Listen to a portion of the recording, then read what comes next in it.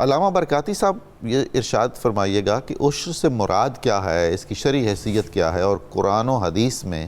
اس سلسلے میں کیا تاکید ہمیں ملتی ہے؟ بسم اللہ الرحمن الرحیم۔ بہت شکریہ، آپ نے دعوت دی اور یہ ہمارے لیے ہمیشہ کی طرح باعث عز و شرف ہے، اور دین کی خدمت کا اللہ تعالیٰ یہ ہمیں موقع مرحمت فرماتا ہے،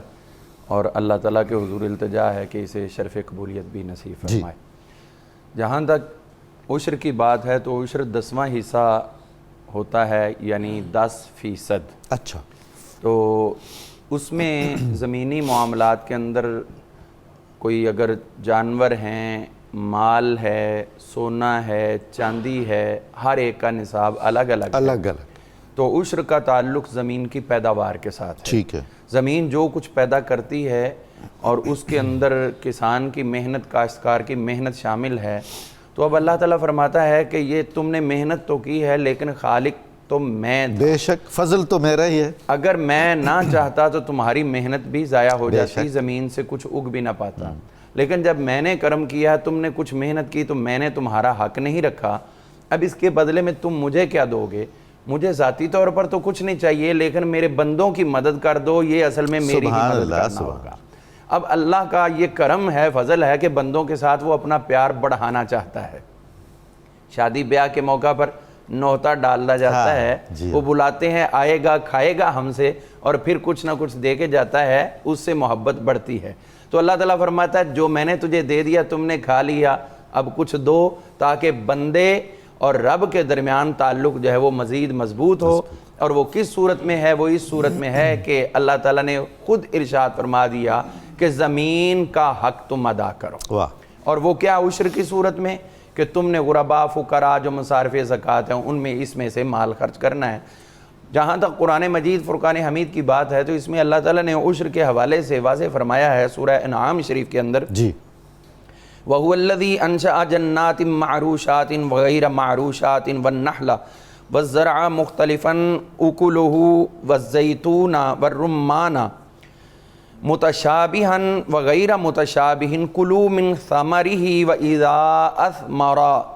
وَآتُوا حَقَّهُ يَوْمَ حَصَادِهِ۔ اللہ اکبر۔ یہ اللہ تعالیٰ نے جو حکم دیا کہ میں نے تجھے جو زمین میں سے دیے ہیں، مختلف قسم کے کوئی پھیلے ہوئے کھیت عطا کیے ہیں، کوئی درخت ایسے عطا کیے جو پھیل جاتے ہیں، کچھ پھیلے بغیر بھی تمہیں پھل دیتے ہیں۔ کیسی جامع الفاظ ہیں یہ، یعنی سارے پہلو پیش نظر، سارے پہلو ان دو الفاظ کے اندر سبحان کہ اللہ، پھیلے ہوئے اور غیر پھیلے ہوئے، یہ ہم نے تمہیں دے دیے ہیں، اور پھر مختلف قسم کے تمہیں ہم نے جو زمین اگاتی ہے اس میں سے بھی دیے، اور جو اگائے ہوئے میں سے کشید کرتی ہے مکھی، اس کا شہد بھی ہے، یہ کھجوریں، یہ پھل، یہ سب کچھ ہے۔ تو فرمایا اب کرنا کیا ہے تم نے؟ فرمایا کُلُوا مِن ثَمَرِهِ، ان پھلوں میں سے کھاؤ، یہ ہم نے تمہارے اوپر حرام نہیں کی، یہ سب کے سب پھل تمہارے لیے حلال کر دیے ہیں۔ وَإِذَا أَثْمَرَ، جب پھل آ جائے، وَآتُوا حَقَّهُ يَوْمَ حَصَادِهِ، جس دن کاشت کرو گے، پھل توڑو گے، یا وہاں سے سبزیاں توڑو گے، یا زمین سے جنس حاصل کرو گے، اسی دن اس کا حق بھی ادا کرو۔ علامہ صاحب، ہم فرض کریں میری کوئی گندم ہے یا کوئی پھل ہے،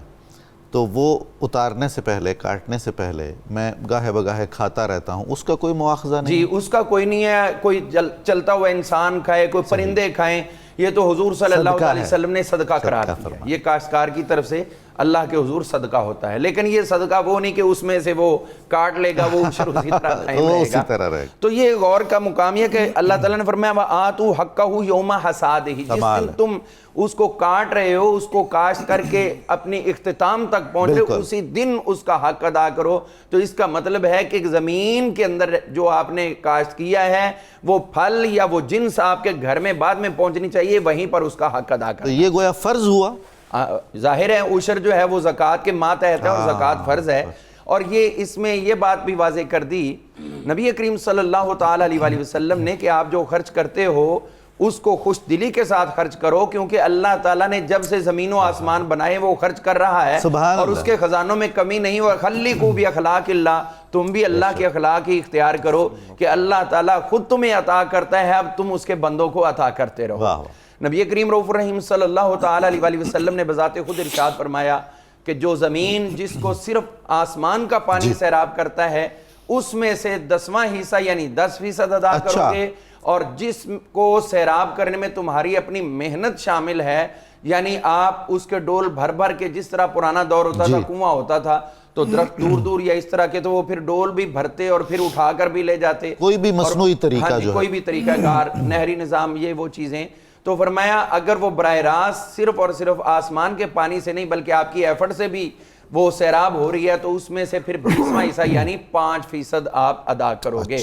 تو آپ کو وہ فصل جو ہے وہ خاص سال کے اندر 2 بار 3 بار یا 1 بار حاصل ہوگی، جب بھی ہوگی اس میں سے آپ نے یہ عشر ادا کرنا ہے. اور اس کا اللہ کے حضور اگر ہم دیکھتے ہیں تو اللہ تعالیٰ خود اسی چیز کو ایک اسی قسم کی مثال دے کر واضح فرماتا ہے، مثل الذین ينفقون اموالهم فی سبیل اللہ، وہ لوگ جو اللہ کی راہ میں خرچ کرتے ہیں، کمثل حبۃ، ان کی مثال اس گندم کے دانے کی طرح ہے، انبتت 7 سنابل، جو 7 بالیاں 7 خوشے لے آتا ہے، اور پھر فی کل سنبلۃ مئۃ حبۃ، پھر ہر خوشے میں سے ایک 100 دانہ. تو کیا پیارا اور خوبصورت انداز ہے. زمین کی بات کی تو وہ بھی زمین کی جنس کے پھل سے ہی مشابہ قرار دے کر دی کہ اگر میں رب تمہارے لیے یہ جنس ایک دانے سے 700 گنا بڑھا سکتا ہوں، تو پھر جب تم یہ چیزیں نیکی میں خرچ کرو گے اپنا مال، تو پھر تمہارے مال کو بھی چاہے تھوڑا خرچ ہو، اس کو بھی اسی طرح 700 گنا سے زیادہ. سبحان اللہ، سبحان اللہ.